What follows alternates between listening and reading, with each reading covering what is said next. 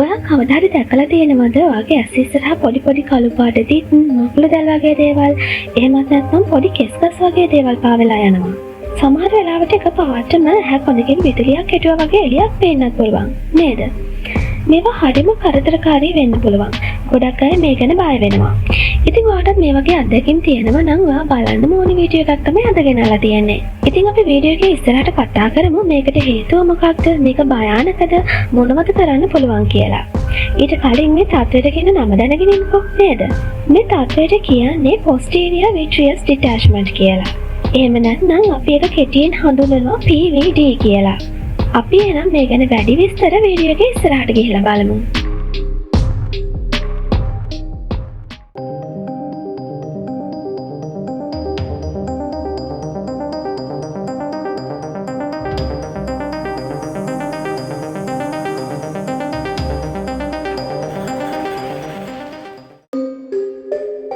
මොකද මේ කියන posterior vitreous detachment කියන්නේ?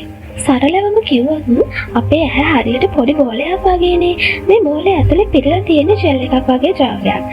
අපි මේකට කියනවා vitreous gel කියලා. එහෙම නැත්නම් ඔයාලා සිංහලෙන් අහලා ඇති ඇසේ මණ්ඩිය කියලා වචනයක්. අන්න ඒ කියන්නේ මේ vitreous gel එකටමයි. ඇහැ ඇතුලේ පිටිපස්සෙන්ම තියෙනවා හරිම තුනී සංවේදී ස්නායු පටලයක්. ඒකට කියන්නේ දෘෂ්ටි විතානය කියලා. දැන් මේ posterior vitreous detachment තත්ත්වය කියන්නේ අර ඇහැ ඇතුලේ තියෙන vitreous gel එක වයසත් එක්ක ටික ටික දියාරු වෙලා හැකිලිලා අර පිටිපස්සේ තියෙන දෘෂ්ටි විතානයෙන් ගැලවිලා වෙන එකට. මේක ගොඩක් වෙලාවට වයසට යද්දී ස්වභාවිකවම වෙන දෙයක්. මේ ජෙල් එක දෘෂ්ටි විතානයෙන් වෙන වෙනකොට තමයි ඇස් ඉස්සරහා කළු පාට, අලු පාට හෙවණැලි, පොඩි දිත්, පණුව වගේ දේවල් පාවෙනවා පේන්න පටන් ගන්නෙ. සමහර අයට ඇහැ කොනකින් එලි පේන්න පුළුවන්. මං කලින් කිව්වනේ posterior vitreous detachment කියන තත්ත්වයට කෙටියෙන් අපි කියනවා කියලා PVD කියලා. ඉතින් මම මෙතන ඉඳන් ඉස්සරහට PVD කියන කෙටි වචනම ඔන්න පාවිච්චි කරනවා. හරි, අපි දැන් බලමුකෝ මේ PVD එකේ අදියරවල් මොනවද තියෙන්නේ කියලා.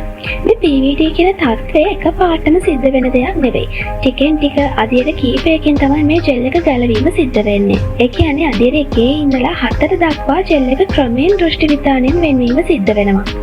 මේ PVD කියන තත්ත්වය කොච්චර සුලභයිද? ඔයා හිතනවටත් වඩා මේක සුලභයි. අවුරුදු 66ත් 86ත් අතර ඉන්න අයගෙන් 100ක් ගත්තොත් 66කටම වගේ මේක හැදෙනවා කියලා තමයි සංඛ්‍යා ලේඛන වලින් හොයාගෙන තියෙන්නේ. අන්න ඒක නිසා මේක ඔයාට විතරක් හැදෙන ලොකු ලඩක් කියලා බය වෙන්න එපා. අපි බලමු PVD එකේ රෝග ලක්ෂණ මොනවද කියලා. එකක් තමයි ඇස් ඉස්සරහා පාවෙන දේවල් පේන එක. මේක තමයි තියෙන ප්‍රධානම ලක්ෂණය. හරියට පොඩි කෘමීන්, මකුළු දැල්, කෙස්කස් වගේ දේවල් මෙතෙන්දි පේනවා.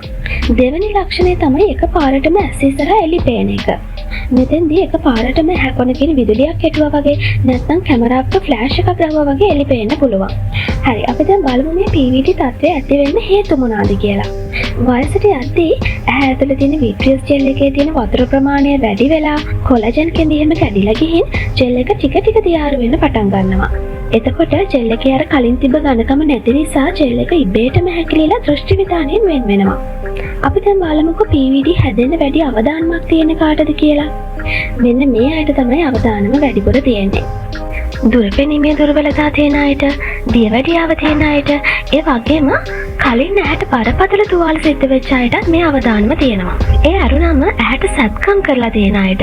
උදාහරණයක් විදිහට ඇසේ සුදීවත් කිරීමේ සැත්කම, එහෙම නැත්නම් කැටරැක්ට් සර්ජරි එකට මුහුණ දීපු අයටත් මේ තත්ත්වය හැදෙන්න වැඩි අවදානමක් තියෙනවා.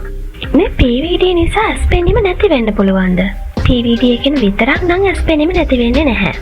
හැබැයි සමහර වෙලාවට ජෙල් එක දෘෂ්ටි විතානයෙන් ගැලවෙද්දී ඒක ඇදිලා සංකුලතා ඇති වෙන්න පුළුවන්. ඒ කියන්නේ දෘෂ්ටි විතානයේ ඉරීම, දෘෂ්ටි විතානයේ ගැලවීම, ඒ ඇරුණම ඇසේ මැකියුලාවේ සිදුරක් උනත් හැදෙන්න පුළුවන්. මෙන්න මේ නිසායි PVD ලක්ෂණ ආපු ගමන් වෛද්‍යවරයෙක් හම්බ වෙන්න කියන්නේ. PVD තියෙනවද කියලා ડોක්ටර් කෙනෙක් හොයාගන්නේ කොහොමද? අපි දැන් ඒක චුට්ටක් බලමුකෝ. ඊට කලින් කියන්න ඕනි ඔයා මේ රෝග ලක්ෂණ ආවොත් ඔයා යන්න ඕනි අක්ෂි විශේෂඥ වෛද්‍යවරයෙක් හම්බ වෙන්න. ඉතින් ඔයා ප්‍රතිකාර වලට වෛද්‍යවරයා ගාවට ගියාම වෛද්‍යවරයා ඔයාගේ ඇහැට බෙහෙත් බින්දු ටිකක් දාලා ඇහි කළු ඉංගිරියාව ලොකු කරලා කියන්නේ dilated eye examination එක කරලා ඇහැ ඇතුලේ තියෙන දෘෂ්ටි විතානය, දෘෂ්ටි ස්නායුව සහ vitreous gel එක පරීක්ෂා කරලා බලනවා. ඉතින් මෙන්න මේ දේවල් කරලා තමයි වෛද්‍යවරයෙක් ඔයාට PVD තියෙනවද කියලා හඳුනගන්නේ. PVD එකට තියෙන ප්‍රතිකාර මොනවාද?